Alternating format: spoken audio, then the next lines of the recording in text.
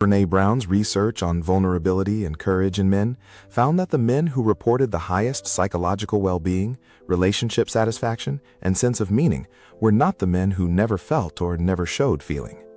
They were the men who had developed the capacity to be moved by grief, by beauty, by love, by loss, and to allow that movement to be visible in the appropriate contexts.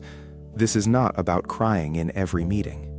It is about not spending a lifetime in a body that is holding everything and releasing nothing. Edward's specialist gave him one assignment: identify the last time you were genuinely moved by something. Sit with it. Stop suppressing it long enough to notice what is there. He sat with a memory of his father, who had died 4 years earlier, that he had not allowed himself to fully grieve. He had been at the funeral. He had handled the arrangements. He had been strong for his mother and his sister. He had not cried. That evening, alone, in his kitchen, with no audience, he did, for the first time in 32 years. He described it later as the first time in 4 years that he had felt genuinely lighter. His cortisol baseline, measured 6 months later, had dropped measurably. His blood pressure had begun to normalize. The inflammatory markers were trending downward. His body was finally exhaling something it had been holding for 3 decades. The work was not a single evening.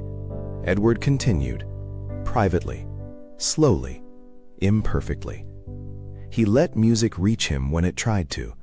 He sat with grief when it arrived, rather than scheduling it for later. He told his wife, occasionally and clumsily, what was actually happening inside him, instead of the managed version he had been offering for 15 years. He did not become a man who cried publicly or performed emotion. He became a man who no longer held everything alone. 18 months after that first appointment, his cardiologist reviewed his results and said something that genuinely surprised her.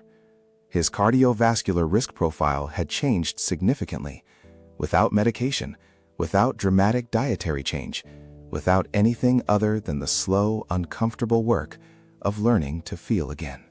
His wife told him at the same time, 6 months into the changes, that she felt like she had finally met the man she had married. He had always been there. He had just been holding the door closed for 15 years of their marriage. The biology was reversing. The relationship was deepening. The man who had been quietly breaking was measurably, biologically, relationally coming back.